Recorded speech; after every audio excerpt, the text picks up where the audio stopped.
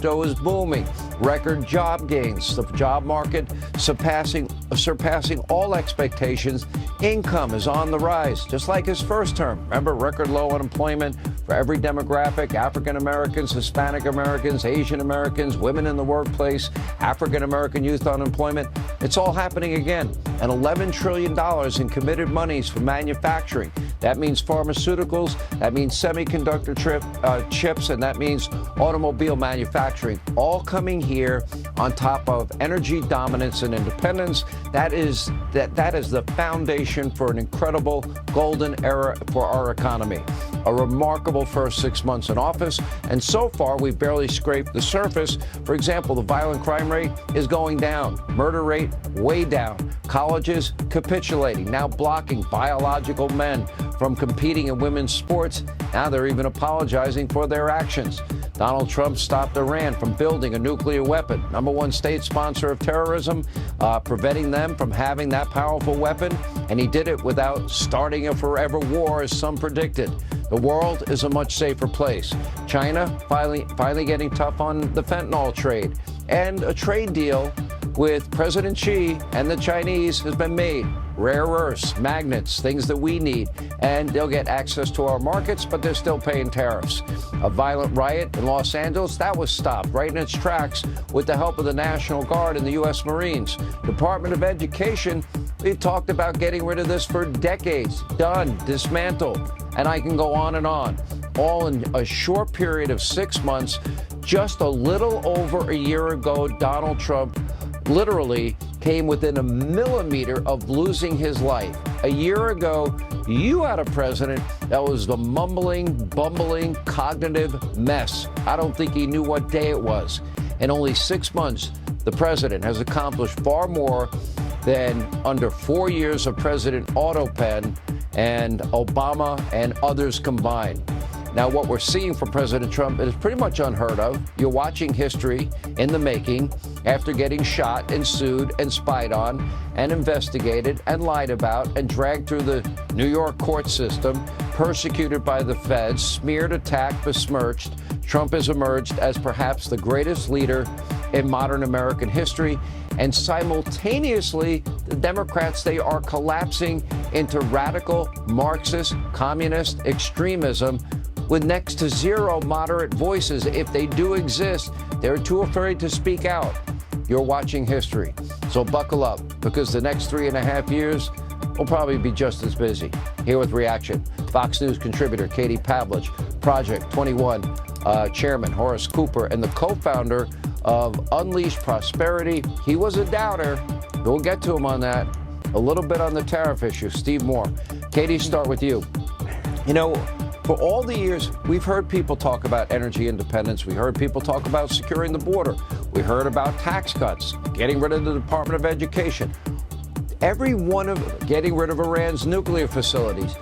Every single item I listed here has been talked about for decades. Nobody ever tried to do it. He got it all done in 6 months. Thoughts? Well, it proves that it can be done, and that President Trump had the courage to actually follow through with decades of promises to the American people that he knew would make the country better. It's been very clear over the past 6 months, but really since President Trump entered the political arena, that he is not interested in managing America's decline. That is unacceptable to him.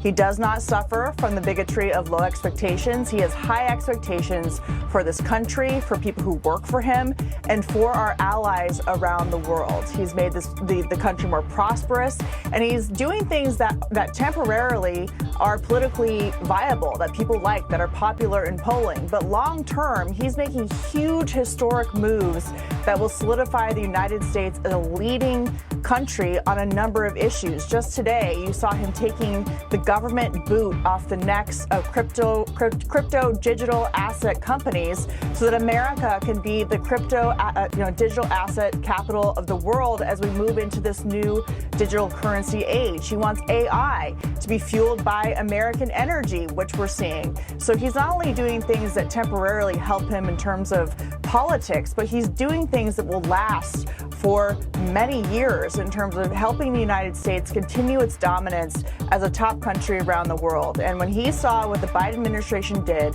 thinking it was okay to tell Americans that you just have to suffer through the decline, that it's not going to get better, that inflation is here to stay, that was unacceptable to him. And it proves that all of these things that have been promised could be done, and he's just getting started given that we're just 6 months in.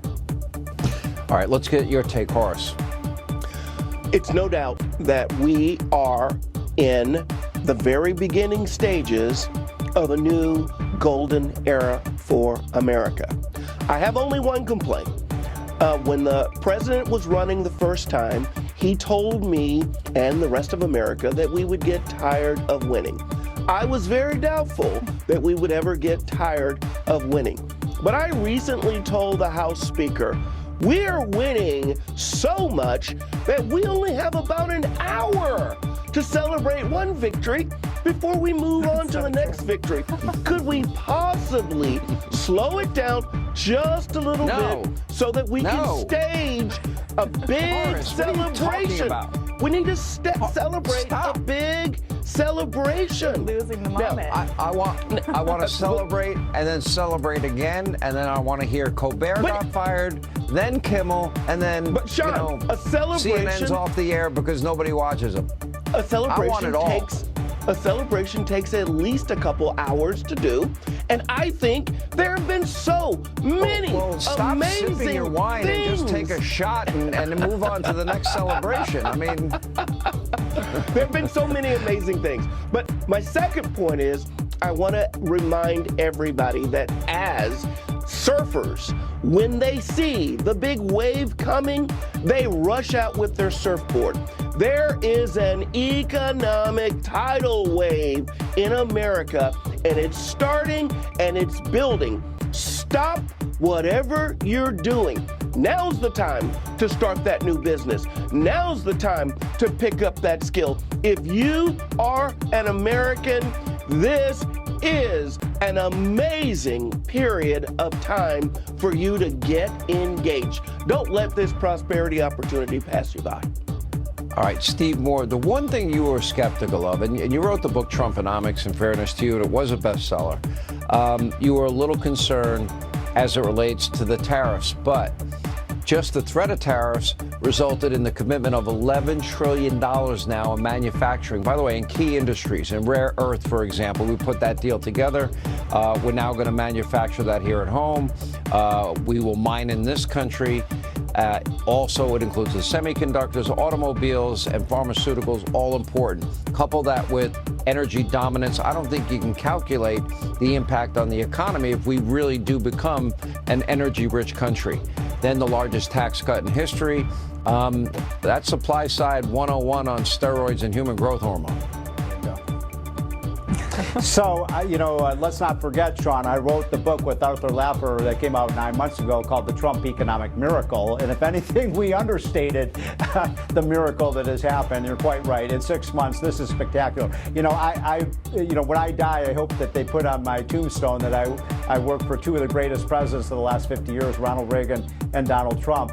And one of the things that Trump is doing is he's kind of finishing the Reagan agenda. I think Reagan was one of our greatest presidents, but there are a lot of things Reagan tried to do, Sean, I mean, you were there, that he couldn't get done. And let me just give you an example. Just in the last week or so, we've gotten rid of the World Bank. We've gotten rid of the corrupt foreign aid institutions. We have gotten rid of the subsidies for Corporation for Public Broadcasting, something 40 years ago we tried to do. And by the way, Elmo is the richest guy in the world. Why do we have to be subsidizing public radio and public TV? And the point is that these are the things that other presidents, Bush tried to do, both Bushes tried to do it, Reagan tried to do it, to some extent Clinton tried. तो guys मैं आया था वाल बंद करने के लिए. अब यहाँ पे देख रहा हूँ कि बहुत अभी धूप निकली है, तो मैं सोचा आ जाता हूँ. अब यहाँ पे आया हूँ, घर का नज़ारा आप देख सकते हो. ठीक है, मैं आया इसलिए था क्योंकि वाल बंद करना था और पापा कह रहे थे अभी तक आया नहीं है. और ये देखिए, ये पानी भरा रहता है. अब मैं आपको असली वजह बताऊँ, ये देखिए, इसके कारण मैं नहीं आ रहा था. पग रखने की भी जगह नहीं है, दिख रहा होगा.